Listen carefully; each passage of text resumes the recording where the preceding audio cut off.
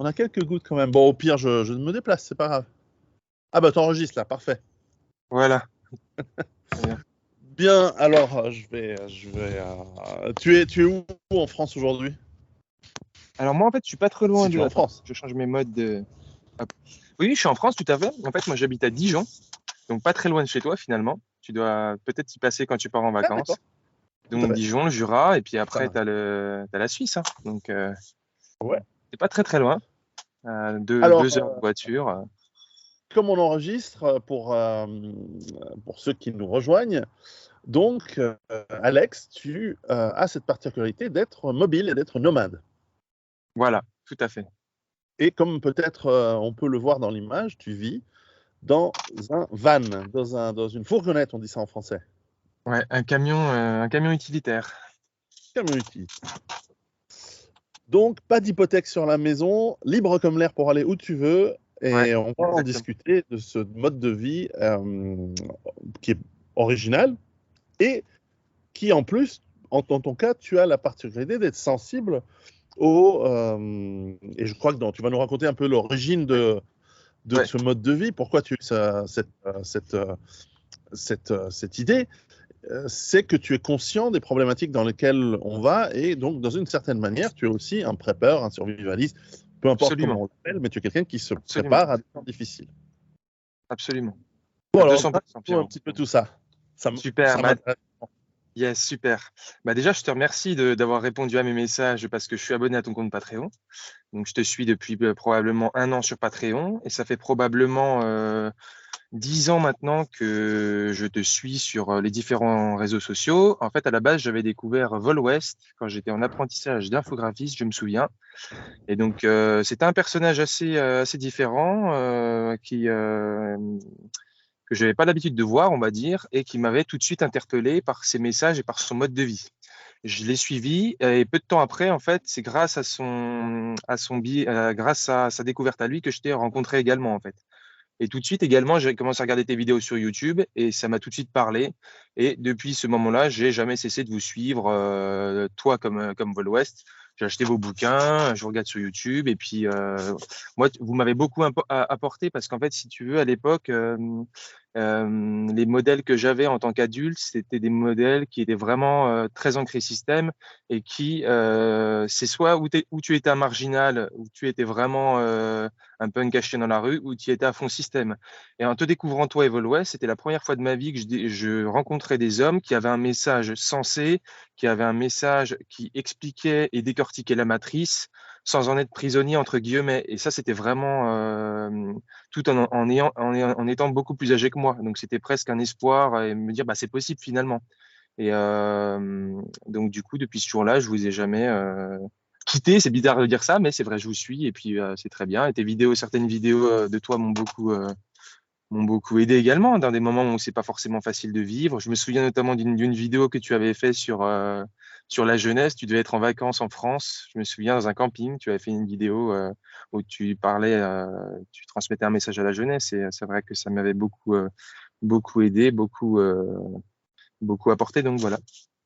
Et voilà, première question. Je sais pas si j'ai bien répondu, Non, non, à peu près. non, je ne vais pas mettre de notes en plus. Non, non, tu vis. Alors, pour ceux qui aimeraient d'ailleurs, et je le répéterai à la fin de l'entretien, pour ceux qui voudraient en savoir plus, tu as une chaîne, toute petite chaîne qui démarre, elle va sans doute Voilà, décoller, qui s'appelle voilà, My Van Life. c'est ça. En tout cas, c'est le titre des vidéos. Je crois que la chaîne, en fait, a un nom. Les Elle chaînes, c'est s'appelle les aventures d'Alex. Les aventures d'Alex, voilà, qui est Voilà, peut-être plus intéressant comme titre, et dans laquelle, en tout cas, les 2 premières vidéos, tu expliques un petit peu ton parcours et ouais, quels sont les outils que tu as mis en place. On en parlera peut-être aujourd'hui voilà, dans la mise en place de ton mode de vie, mais aussi d'une forme alors, autonomie, c'est peut-être un grand mot, on va en discuter, oui, mais en tout cas de ton indépendance dans ce mode de vie. Parce que souvent, dans la base d'autonomie durable mobile, qui est voilà. utilité,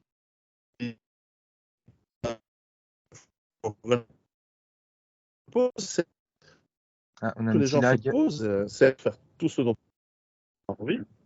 La question numéro 2, c'est mais comment est-ce qu'on fait à être autonome? Qu'est-ce qui se passe s'il n'y a plus d'essence? Et donc, voilà, ce genre de questions. Alors, peut-être par là, je te laisse parler pendant que je brille. Finalement, est arrivé et être dans le jardin, mais non, je serai à l'intérieur. Alors, j'ai des petits, il y a eu des petits bruits parasites, ça a un peu lagué, Pierrot, donc j'ai pas tout compris. L'image était un peu brouillée. Ah, alors, je répète la question. Souvent, quand on est dans le mode nomade, la question qu'on se pose, c'est comment est-ce qu'on fait pour être le plus autonome possible et comment fait-on pour, voilà, qu'est-ce qu'on a comme équipement, comme matériel pour couvrir ses besoins dans ce mode de vie-là. Ouais, tout à fait, une question intéressante. Alors, du coup, c'est par thème. Il y a l'eau, le stockage de la nourriture, l'énergie pour la cuisson, l'énergie pour les lumières. Et donc, du coup, donc moi, j'ai commencé à vivre dans mon camion. À la base, j'avais mon camion parce que je suis menuisier. Il n'était pas du tout fait pour vivre dedans. Et la première année, j'ai vécu dedans sans rien. J'avais une gamelle d'eau par terre et j'avais un réchaud. Il n'était pas isolé. J'avais vraiment pas grand-chose. Et l'année suivante, je l'ai totalement refait. Et donc, du coup, je l'ai repensé pour être entre guillemets autonome en eau, en électricité, pouvoir manger, dormir et travailler avec parce que je suis menuisier. J'ai une partie de mon outillage dans mon camion. Donc, du coup, on va dire que déjà, voilà, au niveau de la partie eau, très simplement, j'ai un jerrycan d'eau de 20 litres qui tombe par gravité dans un évier. Et après, ça rejoint un autre jerrycan et c'est le jerrycan de vidange. Donc, cette eau-là, je vais la chercher dans le réseau d'eau public, on va dire. Là où je suis, dans mon quartier, je suis sur une place de stationnement dans un écoquartier et on a des jardins partagés, donc il y a un robinet. Mais finalement, tous les villages en France, ont des fontaines, ont des robinets d'eau publique qui sont actifs la plupart du temps. Et en France, il y a une technique aussi qui est bien connue, c'est d'aller récupérer de l'eau, d'aller chercher de l'eau dans les cimetières, car c'est rarement fermé. Donc à ce niveau-là, effectivement, je récupère pas de l'eau de pluie sur le toit de mon camion. Non, j'en suis pas encore à ce niveau-là. Moi, je suis dépendant entre guillemets du réseau d'eau public. J'ai pas la prétention à ce stade-là de faire autrement. Et pour l'instant, ça va très bien. Donc, faut chercher de l'eau là où il y en a. Et donc, je le stocke dans des jerrycans, 20 litres plus 10 litres en réserve. Et après, je peux stocker encore dans des poches à eau souple ou ce genre de choses. Donc ça, c'est une première partie pour l'eau. Et donc voilà. Pour ce qui est de l'éclairage, donc là, je suis éclairé. Je suis exclusivement sur batterie. Là, je suis que sur batterie, donc batterie lithium. Donc je vais vous montrer ça. Hop, c'est juste ici. Tout simplement, j'ai plusieurs systèmes. Pour mes principales lumières, j'utilise des power banks. Donc c'est des batteries de téléphone au lithium. Donc ça, c'est les plus grosses intensités qui existent actuellement. C'est des 26 800 mAh. Après, je branche. Je vais vous montrer également. Enfin, on va même voir ici si j'enlève mon smartphone. Parce qu'en fait, c'est ça qui est pratique. Là, j'ai les photos que tu m'as envoyées, que je vais Voilà. incruster dans la vidéo. Là, là, c'est les fameuses barrettes LED qui sont connectées au powerbank et qu'on peut régler en intensité. Donc ça coûte véritablement 5 € la barrette LED et c'est très économe et puis ça éclaire plutôt bien. Donc j'en ai ici et j'en ai également au plafond, une ici et une là. Si on voit, normalement, voilà, on voit bien. Donc ça, c'est une partie de mes batteries pour mes lumières. Après, voilà, tout simplement, tout bêtement, j'avais aussi, vu que j'aimais bien les lampes comme toi, des lampes Phoenix. C'est pas des Olight, c'est des Phoenix avec des petits diffuseurs qu'on achète. Donc ça, on a tout simplement les piles de 18650. C'est les mêmes piles que les cigarettes électroniques. Donc je soupçonne qu'on puisse pouvoir trouver dans tous les magasins de cigarettes électroniques des piles pour nos lampes, j'en suis sûr. C'est les mêmes batteries. Donc tout ça, ça surcharge en 2,5 volts ou en 5 volts, ce qui fait qu'on peut recharger facilement avec des petits panneaux solaires ou des plus gros panneaux solaires. On n'a pas besoin de 230 volts. Donc ça, c'est assez pratique. Et également, grâce à notre ami Vol West qui nous partage ses conseils et son équipement, j'ai investi il n'y a pas longtemps dans un Jackery. Donc ça, c'est formidable. Ça m'a vraiment changé, entre guillemets, la vie dans mon camion. Donc c'est un générateur sur batterie qu'on recharge avec un panneau solaire. Et puis c'est très bien, ça fonctionne très bien. Et moi ici avec ça j'ai 2 semaines d'autonomie, hein, donc on va pas faire tourner une machine à laver avec ça, mais ça fonctionne bien. Voilà pour l'eau, l'électricité. Donc après pareil pour l'électricité je me recharge ou avec des panneaux solaires ou sur prise secteur à droite à gauche chez des amis, chez des clients, ou quand je roule avec mon véhicule on peut recharger avec une prise allume-cigare. Donc, Ouais. au début, c'était plus la débrouille et la survie que vraiment, j'avais pas l'idée d'avoir une base autonome mobile. D'ailleurs, ça n'a rien à voir avec une BAD, hein, même si le sujet m'a toujours intéressé et parlé. Et un jour, j'aimerais également fonder une famille, avoir, vu que je suis menuisier, racheter éventuellement une petite ferme ou un petit corps de ferme et rénover ça. Pour l'instant, je suis bien comme ça, mais on va dire que effectivement, et plus tard, j'aimerais bien avoir une maison. D'ailleurs, quand on a la chance d'avoir un beau métier comme le Mhm. tien, et d'être formé, de pouvoir l'exercer, vivre dans une fourgonnette comme toi, c'est un gain, une épargne en fait par rapport à payer un loyer ou Ah oui, oui. qui est considérable. Ouais, tout à fait, tout à fait. J'ai un atelier quand même pas très loin ici, donc je paye pas très cher, je paye 300 euros par mois et j'ai un atelier pour quand j'ai des fabrications, j'ai des plus grosses machines là-bas. Donc, mais c'est vrai que c'est un gain énorme au niveau du loyer. Aujourd'hui, c'est une part importante des ménages, le loyer, et puis ça a augmenté ces derniers temps, en plus ces derniers mois, et puis avec l'inflation, ça va pas cesser d'augmenter. Donc c'est vrai que c'est une part importante que j'économise ici, ouais. Où je peux investir dans de l'outillage ou ça me permet de réinvestir cet argent ailleurs, effectivement. Alors, comme tu es en France et que la France est un pays qui a très très peu d'administration et de bureaucratie, c'est bien connu, Voilà, c'est ça. qu'ils ont déjà inventé une loi pour essayer de t'empêcher ou de te taxer si tu vis dans ta fourgonnette.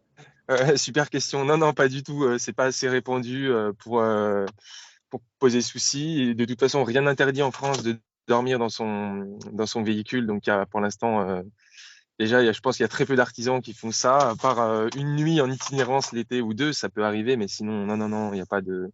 En fait, moi, je paye mes taxes comme n'importe quel artisan, je paye mes impôts, je paye Bien sûr. mes cotisations sociales, c'est déclaré. J'ai une adresse fiscale ici à Dijon, c'est chez mon père, donc je paye comme tout le monde, voilà, D'accord. malheureusement. Alors, alors, on a parlé de l'eau, on a parlé de l'électricité. Pour la nourriture, alors évidemment, c'est difficile de la produire. Ah oui, Mais pour ça, tu as un travail, donc tu l'achètes comme tout le ouais. monde. Voilà. Donc, tu as un tout petit peu de stockage en cas de coup dur, en cas de difficulté, je suppose. Alors, j'ai toujours fait ça. Chez mon père, j'ai des caisses de nourriture et des caisses de nourriture aussi dans mon atelier. Donc ça, j'ai toujours fait ça, je pense, depuis que je suis petit. Et puis c'est aussi un peu ma tata qui m'avait transmis un peu ça, je pense. Ici, dans mon camion, on va dire que j'ai peut-être 2 semaines de nourriture avec des bons repas caloriques à 2500 calories par jour, quoi. Et tout est stocké dans des bocaux en verre ou des gourdes de type Nalgene. Et donc, tout ce qui est sec se conserve sans frigo, donc riz, pâtes, lentilles, etc. Les boîtes en conserve se conservent très bien, même sans frigo, même à plus de 30 degrés, j'ai essayé, Ouais. parce que j'ai des glacières, mais j'ai pas de frigo. Donc, c'est vrai en fait, c'est ça qui est marrant, jusqu'à 30 degrés, on peut quasiment conserver tout ce qui nous est vendu dans le commerce pendant quasiment une semaine, tant que c'est pas en plein soleil. Donc, mais voilà, oui, tout est stocké là. J'ai sur le côté ici de mon camion. Donc Ouais. là, c'est tout ce qui est alimentation dans des boîtes, dans des petites. Voilà, ça peut être suspendu également dans des gourdes comme ça. Là, j'ai du riz. Voilà. Et après, j'ai des glacières qui sont, si vous allez voir là-bas également. Mais c'est vrai qu'un petit frigo, peut-être que ce serait intéressant sur batterie. Je commence à regarder un petit peu les modèles. Là, pour l'instant, ça va comme ça. Donc non, Ouais. l'alimentation, je suis pas du tout, je produis pas de nourriture, malgré que j'ai un jardin ici au quartier, parce qu'on a une association de maraîchers, donc j'ai un jardin. Cette année, je l'ai un peu abandonné parce que j'avais des préoccupations autres dans ma tête, on va dire. Mais sinon, on est dans une association, c'est le Jardin du Monde des Muses ici au quartier. Donc on a des jardiniers, il y a des gens on a chacun une parcelle, on a une asso, on se réunit, ça fait du lien social. Et ça, c'est vrai que c'est vachement chouette, quoi. Après, Tout à fait. j'ai toujours eu des techniques pour récupérer, on va dire, de la nourriture. On va dire que, voilà, par exemple, faire la fin des marchés. Moi, je vais aussi dans une épicerie solidaire où les prix sont 4 fois moins chers. Donc, c'est des produits, on va dire, qui sont, entre guillemets, passés de la date de consommation. On peut toujours les consommer. À une époque, j'ai déjà aussi récupéré un petit peu dans les poubelles, etc. Donc, j'essaye de trouver différents systèmes pour pas payer la nourriture plein pot. Mais en même temps, c'est normal que la nourriture coûte cher parce que faut bien la produire. Donc, au bout d'un moment, c'est sûr que c'est normal aussi. Donc, voilà. Mais non, je produis pas de nourriture, je la stocke et voilà. J'ai pas de gros potager actuellement. Donc pour ce qui est ensuite donc, de l'énergie, tu en as parlé. Autant l'hiver que l'été. Alors l'été, tu es plutôt à l'extérieur quand il fait chaud. Ouais.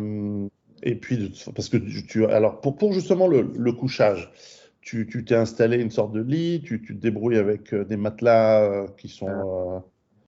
En gros, c'est du matériel de camping ou tu as amélioré un c'est petit peu exact- le confort? c'est exactement ça. En fait, à la différence des gens qui vivent dans leur camion, on va dire la principale différence des gens qui se disent van life, van lifer, je sais pas si ça se dit. On voit souvent sur YouTube. Maintenant, c'est assez populaire. Vous avez dû voir des vidéos de gens qui voyagent, qui vivent dans leur camion, etc. Et ce qu'ils font, c'est que souvent, ils construisent du mobilier à l'intérieur de leur camion qui ne va pas être amovible. C'est-à-dire qu'ils vont avoir une table qui va être dépliable en bois. Ils vont avoir un lit peigne qui va se déplier avec un matelas dessus. Moi, quand j'ai commencé à vivre dans mon camion, j'avais pas le temps de fabriquer tout ça. C'était un peu l'hiver, etc. Et je faisais déjà du camping et de la rando depuis plusieurs années. Donc, et j'avais de toute façon du bon matériel. Donc, j'ai repris ça. Donc là, en l'occurrence, j'ai du matériel, peu importe la marque, mais c'est l'inox. Et donc, du coup, j'ai une chaise, une table. Tout se plie dans des petites pochettes. Et mon lit, c'est la même marque. C'est Elinox, un grand lit de camping qui se déplie avec un système de pied qui vient se clipper, donc qui vient tendre une toile au milieu. Et en fait, ça fait plus. Je dormais avant de vivre dans mon camion dessus. Ça fait 5 ans que je dors dessus. Je dors très bien dessus, avec un bon oreiller, des sacs de couchage qui vont bien, etc. Et puis sac à viande. Et puis non, je dors très bien. Après, quand j'ai des copines, j'ai matelas gonflable parce que sinon c'est trop difficile. On pourrait le casser. Donc effectivement, j'ai différents systèmes parce qu'il faut bien penser à ça aussi. Il faut bien penser à vivre. Ça allait être Donc ma prochaine question, c'est justement bon, quel âge as-tu en fait? Tu es jeune. j'ai j'ai 30 ans, moi, Pierrot, là. À 30 ans, bah, tu es jeune, mais plus si jeune. Donc, tu es un Ouais. professionnel, tu as un métier, tu es l'âge où on a largement envie en tout cas, de rencontrer des filles, si ce n'est de créer Ouais. une famille. Mais en tout cas, lors de la rencontre, alors on a de la chance qu'aujourd'hui, on a le mode de vie qu'on connaît, mais lorsque tu te présentes à tes copines, alors certes avec un grand charme, tu as un physique athlétique, etc., donc ça les Tout à fait. motive, mais que lorsqu'elles voient le van, est-ce qu'elles n'ont pas un petit moment en disant, ouais, j'aurais préféré un appartement dans le centre-ville euh, ou un hôtel? Écoute, super question et question très pertinente. On sent qu'il y a du vécu. Non, mais en même temps, la question Ouais. est un peu plus concrète. Si, tout à fait. Écoute, j'ai essayé plusieurs choses. J'ai essayé la solution directe, c'est-à-dire présenter tout de suite mon mode de vie. C'est qui tout double, ou ça peut refroidir directement, ou ça peut plaire. C'est-à-dire qu'il y a des femmes à qui ça peut plaire aussi. Si elles voient que moi, je suis sain d'esprit, je suis propre et je parle bien, le camion est juste une circonstance temporaire et ça peut le Voilà. faire. Et donc, j'ai d'ailleurs entretenu des relations assez longues avec des femmes, même plus vieilles que moi, avec une situation, avec des sociétés, etc., qui pouvaient accéder à un autre statut social d'homme que moi. Et je lui dis, mais pourquoi alors tu viens me voir? Bon, bah, apparemment, il y a d'autres Le choses qui plaisir. peuvent attirer. Ah, c'est marrant, hein, comme quoi. Là. Alors, c'est sûr que Non, ce n'est l'argent, pas et puis. toujours l'argent. C'est Ah, important c'est ça. de dire Mm, que ce n'est pas toujours et pas que l'argent qui intéresse les femmes. C'est autre effectivement. chose. Il y a d'autres combinaisons. Tout à fait, c'est tout à fait vrai. Donc ça, je dirais que ce serait plutôt pour les femmes après 40 ans. Enfin, si je peux faire des généralités, c'est pas toujours vrai. Mais pour les femmes plus jeunes, entre 20 ans et 30 ans, qui ont mon âge, c'est vrai que, et c'est normal, elles ont plus besoin de standards, de conformisme, même ne serait-ce que pour présenter à sa famille un jeune homme. C'est difficile de présenter un garçon qui vit dans son camion parce que c'est en dehors des normes sociales. Mhm. Et je le comprends tout à fait, en fait, il n'y a aucun souci. Donc, dernièrement, j'étais un peu déçu parce que j'ai rencontré une fille et puis, en fait, ça s'est fait. Et après, ça s'est défait assez rapidement. Et je soupçonne que c'est le fait que je vive dans mon camion, mais après, je le comprends aussi. Donc, la prochaine fois, peut-être, je serai plus, je dirais pas tout de suite, je serai un peu plus discret et on verra par la suite. Donc, mais en fait, faut pas se fermer non plus parce que je pourrais me dire, ah, parce que je vis dans mon camion, les films, ça ne va pas le faire et tout. Mais non, non, c'est pas vrai. Faut vivre, il faut rencontrer du monde, faut rencontrer des femmes non, non, ça n'empêche pas. Mais c'est sûr que le fait d'avoir un appartement, c'est beaucoup mieux pour une relation long terme. Ça, c'est sûr. On va pas se mentir, quoi. C'est évident. Et après, sur Internet, il y a des gens qui sont en famille avec des enfants. Ah, absolument, ouais, ouais, tout à fait. Et ça, c'est super intéressant et super inspirant. Il y a des gens qui vivent et qui voyagent dans des camions, des Volkswagen plus petits que le mien. Ils sont à 4-5 et je trouve ça ultra impressionnant. Moi, je suis grand, tu vois, je tiens debout dans mon camion, mais je me dis à 2, déjà, ce serait l'enfer à vivre, mais à 5, dans un truc plus petit, ouais, c'est assez impressionnant. Mais bon, comme quoi, il y en a qui le font, hein. Oui, oui. Alors, c'est des états d'esprit, hein, c'est des modes de vie. Et comme tu dis, il y a des gens de toutes conditions, de tout sexe, de tout genre, je ne sais pas comment on dit de nos jours, qui s'adaptent, qui trouvent tout à fait intéressant le mode de vie. Et je Ouais, sais que tu as fait du vélo, tu as fait un long tour de France à un tour vélo. de France. Ouais. Eh bien, il y a des gens qu'on rencontre à travers le monde, j'en ai rencontré, qui sont à vélo, parfois en famille avec les enfants et qui disent voilà, ben, on vit systématiquement tous les jours en camping en fait, puisqu'ils sont à travers le monde, Ouais. ils font le tour du monde à vélo. Et c'est un mode de vie qui est pas intuitif pour une femme qui a envie d'avoir son nid avec ses enfants Ah oui. Mm. et faire du shopping avec les copines. Là, c'est un autre Absolument. état d'esprit, c'est certain. Donc ça dépend. Et puis parfois, il y a des femmes ou des hommes qui sont tellement séduits par une idée, un mode de vie qu'elles sont prêtes à accepter les contraintes. Mais il n'y a pas que des contraintes. Parle-nous un petit peu de. Ben, on parlera des contraintes plus tard, mais parle-nous d'abord quels sont les avantages en termes de. Voilà, comment tu te sens, le fait que. Voilà, d'abord, pourquoi fondamentalement tu pourrais vivre dans une cabane de la même C'est taille? vrai. Pourquoi un transport? Parce qu'en fait, quand je suis rentré de mon Tour de France en vélo, je pouvais plus. J'étais chez mon père à l'époque, donc je pouvais plus vivre chez lui et c'est bien normal. Au bout d'un moment, il faut que les chemins se séparent. Et donc j'avais mon camion, donc j'ai commencé à dormir dedans les premières nuits et puis ça s'est fait comme ça. J'avais déjà mon camion en fait, hein. Donc j'ai commencé à vivre dedans et puis après je l'ai réaménagé au bout d'un an de vie dedans parce que c'était un peu compliqué. Et donc, c'est parce que j'avais déjà ce camion, en fait. Je l'avais déjà, donc j'ai commencé à vivre dedans. J'ai fait au plus simple, au plus direct, en mode survie instinctive, et puis c'était ça. Après, si je l'avais pas eu, je serais allé peut-être avec mon sac à dos, je serais parti, j'aurais commencé à dormir sous les ponts, dans la rue. J'ai fait un petit peu aussi, mais après, bon, là, le camion, ça va, c'est bien, ça va. Très bien. Alors, quels sont les autres avantages en termes de vie? Comment tu te sens dans cet environnement? C'est quoi? Qu'est-ce que ça t'apporte fondamentalement? Ça m'apporte le fait de ne pas avoir de voisins directs au-dessus de moi ou en dessous de moi ou sur les côtés. Je suis un homme qui a un peu un mode de vie monastique. Je vis un peu comme un moine. Enfin, c'est pas forcé du tout, hein, c'est plus ma nature. J'aime beaucoup, voilà, lire, faire du sport, bien manger, me coucher tôt, me réveiller tôt. Et c'est vrai que les voisins, ça fait du bruit, il y a les petits qui tapent. Je me suis jamais senti en fait d'avoir un appartement au fond de moi. C'est pas quelque chose qui m'attire du tout, du tout, du tout. Et l'avantage, c'est de vivre un peu finalement là, de ne pas être dérangé par un environnement direct, on va dire, et d'être un peu comme un voilà, avoir sa petite cellule à soi, son petit chez soi indépendant, malgré que je sois sur la voie publique. Oui, les avantages, c'est ça, c'est d'être une certaine liberté, on va dire, mais pas tant la liberté matérielle, entre guillemets, mais aussi psychologique. Ça, je pense que c'est important aujourd'hui. Je préfère avoir, par exemple, si on devait comparer à une personne qui gagne un gros salaire mais qui a des grosses contraintes psychologiques en termes de charge de travail. Je préfère avoir un salaire plus bas et une plus grande liberté au niveau de mon emploi du temps et de mon psychisme du coup pour travailler sur d'autres choses, pour apprendre, pour lire, pour écrire, pour méditer. parce que c'est des choses que j'ai besoin et ce mode de vie effréné, je me sens vraiment en décalage avec ça. Donc il y a aussi ce côté un peu ambivalent qui fait que je suis je suis quand même en marge de la société, mais je suis pas non plus un punk à chien à boire mes canettes et à être bourré toute la journée parce que c'est pas la solution non plus. Et d'ailleurs, la majorité de mes amis sont dans ce système. Il y en a plein qui ont des enfants et des métiers tout à fait, voilà, un métier conventionnel comme on entend actuellement et avec qui je m'entends très bien. Je les rejette pas du tout et au contraire, j'explique pourquoi aussi je vis comme ça.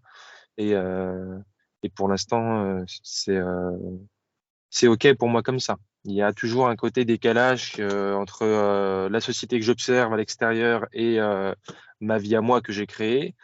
Euh, et ça, il y a un poids psychologique à ce niveau-là qui peut être, qui est humain en fait, tous, parce qu'en fait, on est fait pour vivre dans des groupes d'humains cohérents et fonctionnant avec les mêmes codes dans le même univers.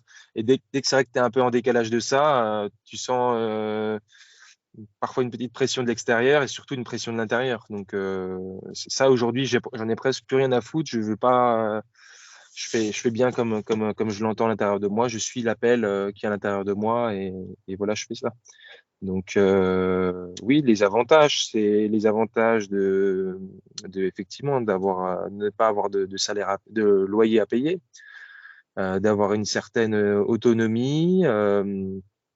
Au sein de ce véhicule, d'avoir une certaine paix d'esprit, je vais dire aussi, et puis également de pouvoir me déplacer en autonomie, en semi-autonomie, que ce soit sur des chantiers ou en vacances, eh bien, je peux partir et être autonome pendant 1 ou 2 semaines, et donc ça, c'est intéressant. Il y a quelques avantages quand même.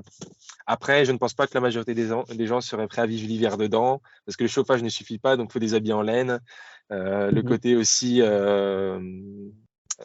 d'être formaté à rentrer dans un appartement, ça c'est sûr que ça joue. Donc psychologiquement, pour beaucoup de gens, je suis un pauvre miséreux, mais en fait, ça n'a rien à voir avec ça. Ça, c'est assez marrant. Il y a des gens parce que c'est des visions de l'esprit qu'on a. En fait, Mhm. c'est pas forcément vrai ça. Voilà, mais il y a des avantages et des inconvénients. Donc, mais comme dans chaque situation, je pense que chaque situation a des avantages et des inconvénients. À nous de voir ce qu'on préfère en fait. Alors évidemment, c'est une question un peu délicate, mais bon, comme tu gagnes ta vie en tant qu'artisan, en tant que Ouais, travailleur, donc évidemment, je suppose que tu as ton compte en banque, comme tous les travailleurs, etc. exactement. Tu ne Voilà. gardes pas, et je pense que et ça va m'amener à la question suivante, mais tu ne gagnes pas, tu ne gardes pas tout ton cash bêtement dans la fourgonnette pour attirer les ennuis.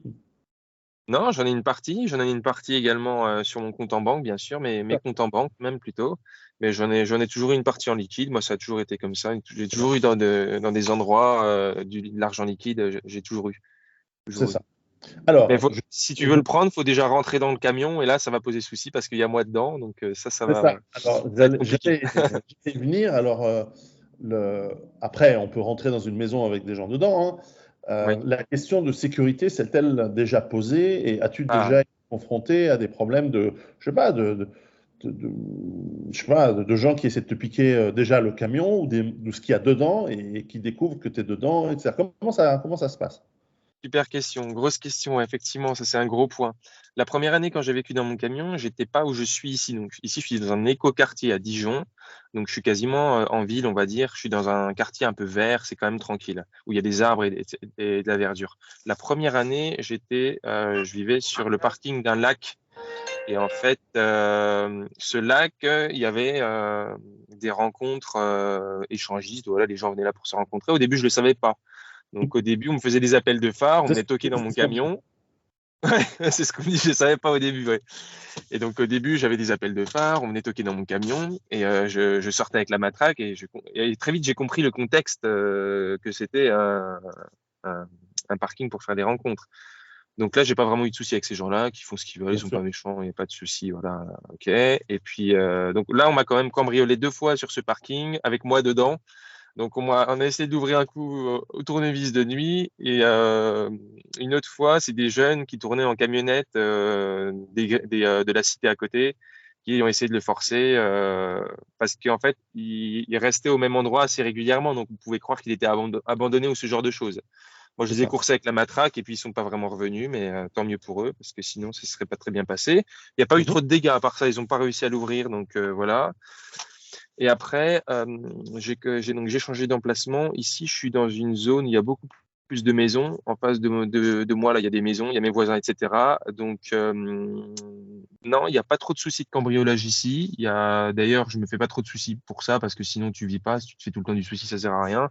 Mhm. Euh, non, ce serait plus des gens qui savent pas que je vis dans mon camion, qui pourraient venir se poser le soir, des jeunes pour boire des canettes et mettre de la musique. Où là, effectivement, c'est quelque chose de très animal que j'ai développé en moi, c'est-à-dire la notion de territoire. C'est-à-dire que euh, dans mon camion, c'est mon territoire, mais je, je définis une zone autour de mon camion plus ou moins large qui est mon territoire aussi, parce que sinon, n'importe qui vient à côté, met de la musique, balance les papiers, et je suis obligé de faire respecter mon territoire. Et si tu veux mon Mhm. Mhm. territoire, tu dois venir me le prendre. Mais je ne dois pas non plus agresser les gens quand je vais leur parler, parce qu'évidemment, ils vont se défendre, surtout si c'est des mecs, surtout s'ils sont cinq dans une bagnole, et surtout s'ils viennent de la cité.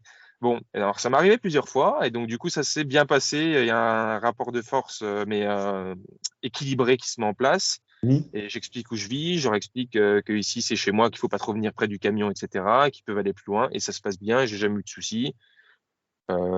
Et ça m'a beaucoup appris à ce niveau-là aussi, à me faire respecter, et voilà.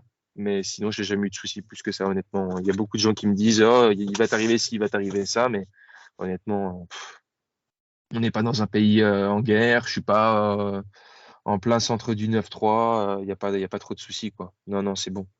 Alors, d'ailleurs, le centre du 9-3 est le seul endroit qui est pas si, enfin, qui est pas si mal d'ailleurs. Saint-Denis, Ah ouais? c'est une superbe ville en fait, Ok. à l'origine. Ok. Alors justement, le fait que ta camionnette soit souvent immobilisée, puisque tu restes, est-ce que tu as déjà eu des tracasseries avec les forces de l'ordre qui viennent vérifier ou simplement bon, des contrôles de routine? J'imagine que ça arrive. Ouais, exactement. Alors, la réponse est oui, tout à fait. Ça m'est arrivé de nombreuses fois. Alors que j'ai eu des contacts, que ce soit avec la police municipale, la police nationale ou la gendarmerie. La gendarmerie est déjà venue voir parce qu'ils voyaient qu'il y avait quelqu'un qui vivait dedans. Ça s'est toujours super bien passé. Je leur expliquais comment je vivais. Je leur ai ouvert les portes. Je leur ai montré mon mode de vie. La plupart du temps, ils étaient intéressés, que ce soit la police municipale nationale ou gendarmerie. Franchement, toujours eu des super bons rapports, aucun souci. Aucune obligation de leur part de décaler mon camion ou quoi que ce soit. Après, faut le bouger une fois tous les 7 jours en France, donc on est obligé plus ou moins Ah bon, de le d'accord. déplacer. Voilà. Bon, en fait, la loi, c'est stationner plus de 7 jours, c'est un stationnement abusif, mais ça c'est en théorie, mais en pratique, tu peux laisser ton véhicule 2-3 mois sans bouger, tu vas pas trop avoir de soucis, et ça dépend aussi des zones. Si c'est en centre-ville et en pleine campagne, évidemment, ça va pas s'appliquer de la même manière. Non, mais j'ai eu que des bons rapports avec la police et les forces de l'ordre. J'ai même pu déjà les aider, leur donner des renseignements sur ce qui se passait dans le quartier, ou etc. Donc, franchement, comme quoi, on les critique souvent, mais c'est pas eux qui m'ont le plus emmerdé, loin de là. C'est souvent des personnes qui ne supportent pas mon mode de vie parce que eux-mêmes sont pas heureux dans leur vie. C'est ce que je disais, quoi. Donc, Mm. non, non, j'ai eu des super bons rapports avec la police et je les salue et je les remercie même. Voilà. Très Ça bien. va faire chier mes anciens copains de gauche à Dijon, parce que j'ai aussi pas mal d'anciens copains qui sont communistes ici et qui sont Antifa, etc. Donc j'ai pas mal baigné dans cet univers aussi, c'est ça qui est marrant. Et moi, pas du jour au lendemain, mais je t'écoutais, je vous suivais, j'écoutais ce que vous étiez en train de dire et parallèlement, j'étais avec eux. Je change totalement de sujet, hein, tu m'excuses, mais Non, mais c'est très intéressant. j'ai vu Et, ces deux côtés, ces deux aspects.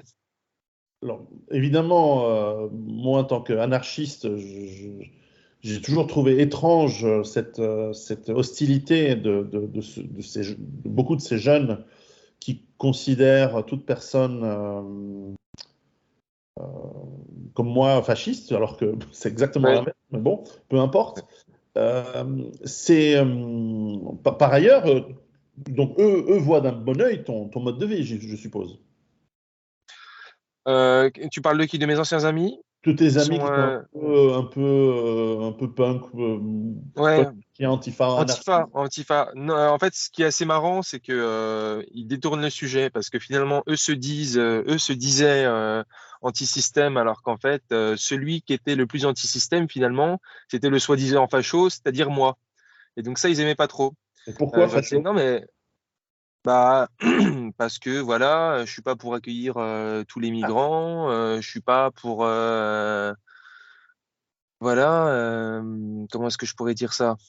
tu as des avis, quoi. Tu as une Oui, opinion. j'ai des avis, j'ai une analyse, j'ai une opinion, et puis non, la tendance au wokisme ne me plaît pas forcément, donc voilà, d'accueillir tous les migrants et puis de dire c'est formidable, venez, on va vous accueillir. Enfin, on sait un peu l'idéologie qui est en France, qui est chez nos politiciens ou la sphère publique, et donc du coup, c'est tout ça ne me plaît pas du tout, donc je suis à l'inverse de ça souvent. Mais je suis aussi assez, je pense, anarchiste et libertarien, comme tu le dis toi-même. Mhm. Je me sens assez comme ça quand même. D'accord, d'accord. Alors là, on a vu la partie, alors justement cette partie sociale, comment dire, dans les rapports. Alors la question qui vient, c'est que d'abord, comment tu vois un petit peu l'avenir en France en particulier, mais en général? Hum, Comment est-ce que je vois l'avenir? Hum, Bon, alors c'est évident que je vais dire je vais dire des évidences, mais bon, on est de plus en plus nombreux, les ressources sont finies et de moins en moins abondantes de manière rapide et disponible. Donc, je suis pas sûr que la plupart des gens aient envie d'arrêter de consommer. Je pense que la plupart des Européens sont dans une dynamique de consommation également pour oublier un mal-être qui est la perte de sens de vie dans nos sociétés. Et je pense que ça va leur faire très mal et que je vois déjà les dommages psychologiques que je vois moi quasiment au quotidien, quoi. La consommation d'antidépresseurs, la colère, le fait on est en surpoids, tu vois les gens, moi ça me fait peur, quoi. Quand tu vois les gens sont quasiment de plus en plus en surpoids, ça me fait énormément peur. Euh, et sont à fond système. Après, pas tous, cela dit, ils sont pas tous à fond système. Il y en a quand même qui réfléchissent et qui essaient de réfléchir par eux-mêmes, comme tu le dis. Euh, Comme je vois l'avenir, effectivement, je pense qu'on va vers des temps troublés, on va vers des temps très durs, très certainement, et je m'y prépare depuis très longtemps, également psychologiquement. Donc physiquement, je pense qu'on peut jamais vraiment se préparer à certaines choses, hein, mais psychologiquement, au moins se dire, bon, bah voilà, l'incertitude du futur est là, et bon, on fait de notre mieux actuellement, mais on verra mais moi, je crois en un effondrement. Je crois qu'il est déjà là. Je crois comme toi. Je crois que effectivement, là, on peut plus revenir en arrière et la machine doit s'effondrer. Le bateau doit couler. Et, euh, et je suis 100% de cet avis-là, effectivement. Je pense qu'il n'y a pas d'autre alternative. Il ne doit pas y avoir d'autre alternative. Voilà, le bateau va couler et il est déjà en train de couler, quoi. Donc, Mhm. Ben, comment tu vois ton mode de vie s'adapter ou être adapté à ce qui tu penses peut arriver ou va arriver? en fait, moi, dans ma dynamique interne, ça ne me dérange pas d'être mobile en dehors de mon camion. Mhm. C'est-à-dire que prendre un sac à dos, marcher, euh, me faire héberger dans une ferme, aller de point de chute en point de chute, n'est pas quelque chose qui est impossible pour moi. C'est pas inenvisageable pour moi. Donc, pour l'instant, je suis en camion. Peut-être que demain, je serai itinérant avec mon sac à dos. Après, peut-être que je trouverai un endroit fixe où me poser. Donc, je ne peux pas te dire plus que ça, mais je pense que oui, la mobilité, la flexibilité et la mobilité, c'est important. Alors, pas que en camion, parce que oui, si on me crève les pneus, je peux pas me déplacer. Si j'ai plus d'essence, je peux plus me déplacer. Mais si je suis pas mobile en camion, je suis mobile en vélo. Si je suis pas mobile en vélo, je suis mobile à pied. Et puis après, voilà, sinon, il y a le cheval, quoi. D'accord. Ok.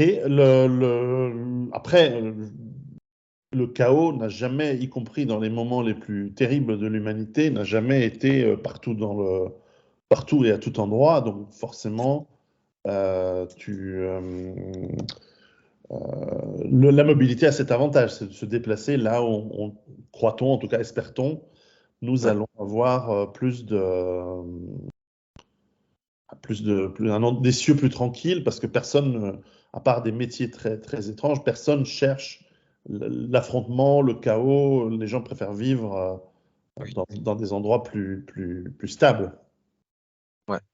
Plus stable et plus paisible, effectivement. C'est aussi possible de me déplacer avec mon camion, de me poser sur un terrain et de rester.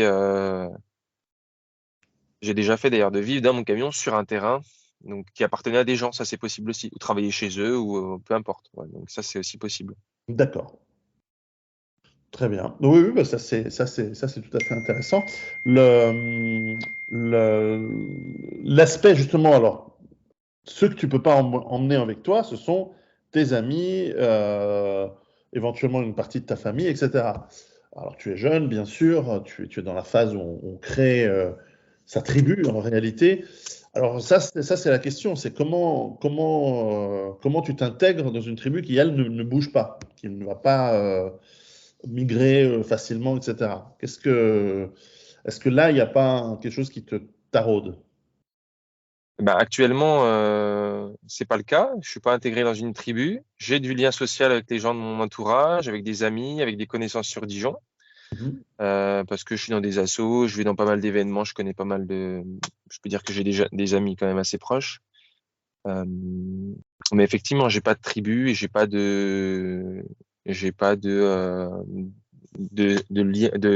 lieu fixe où je pourrais m'enraciner actuellement. Et ça, c'est une question effectivement qui vient régulièrement à moi. Je pense qu'actuellement, là, dans ma vie, je suis dans une phase encore d'exploration. Là, par exemple, après-demain, je pars dans le sud faire un stage de développement personnel pendant plusieurs jours. Ouais, Mhm. c'est des choses qui sont importantes pour moi. Mhm. Et donc, je pense qu'avant l'enracinement, ça paraît bizarre à dire, mais avant l'enracinement, il y a le déracinement. En tout cas, pour moi, c'est ça. J'ai besoin d'être déraciné, j'ai besoin de voler, d'observer, de comprendre, d'expérimenter.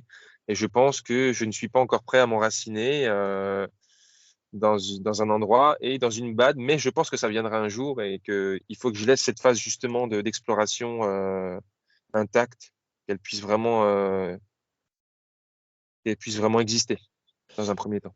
Oui, oui. Alors, tu mentionnais dans ta première vidéo sur les origines de ce désir de, de se déplacer et de bouger, cette, euh, cette anxiété que tu avais quand tu étais plus jeune. Ouais. Et comment, alors, et tu parles là donc de développement personnel, et ce sont Ouais. des éléments très, très, très, très intéressants pour moi qui écris un livre sur la peur en ce moment. Ouais. Comment vois-tu cette évolution, enfin, personnelle, de gestion de tes anxiétés, de tes peurs? Comment tu vois ça?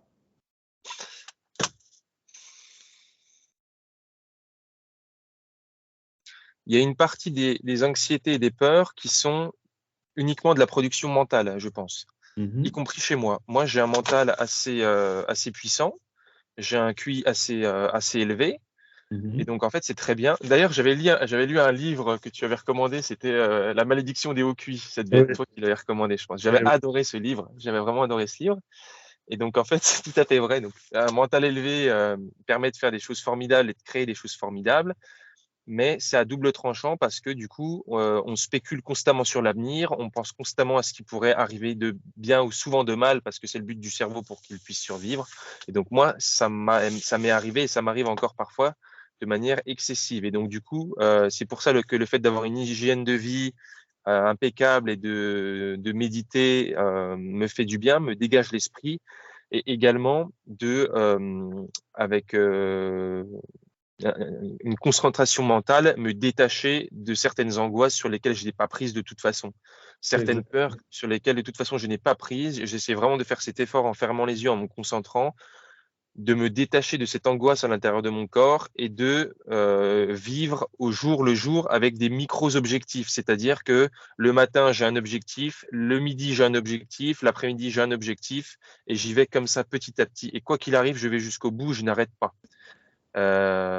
Parce que c'est la seule manière que j'ai de continuer à avancer et de lutter contre les peurs, en fait, qui souvent sont irrationnelles, mais qui sont bien existantes, hein, on va pas se mentir.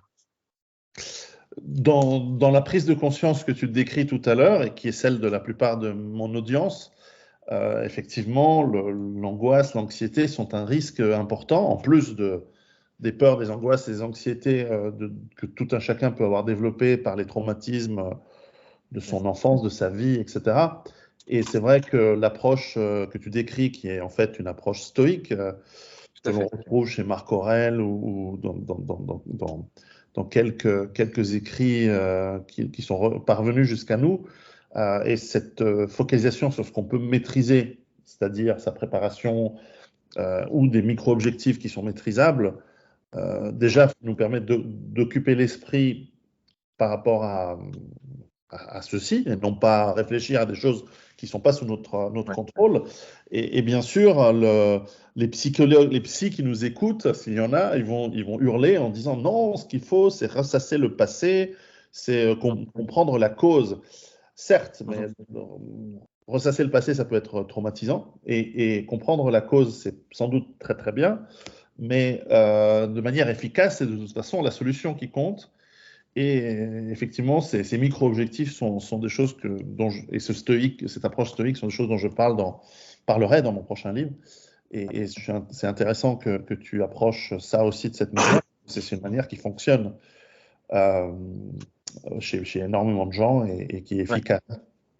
Peut-être pour conclure, comment tu vois évoluer ton mode de vie, justement, si tu devais voilà, fonder une famille, trouver chaussures à ton pied ou à tes pieds, et donc, on ne sait jamais, en République islamique, on peut avoir plusieurs chaussures à son pied, mais en tout cas, est-ce que tu imagines une vie nomade en plus d'un endroit fixe ou continuer de manière nomade? Alors c'est une bonne idée. C'est pas impossible que j'ai un endroit fixe et une partie nomade dans ma vie. Mais je pense que surtout, le fait d'avoir une famille, de développer une famille viendra après le fait d'avoir trouvé une certaine stabilité dans ma vie. Alors, j'ai entre guillemets une certaine stabilité, mais j'ai besoin de trouver, de continuer encore d'évoluer, voilà, de passer des étapes nécessaires dans la vie d'un homme. Et je pense que quand j'aurai passé ces étapes, un jour, je serai prêt. Et Inch'Allah, comme on dit chez nous, peut-être que je ferai Oui. une famille à ce moment-là, mais pas l'inverse. Je me vois pas du tout là avoir une femme et des enfants. D'ailleurs, volontairement, je ne veux pas ça parce que c'est pas possible dans son camion. Être un homme seul, oui, tu peux toi-même accepter certaines choses, mais tu peux pas faire.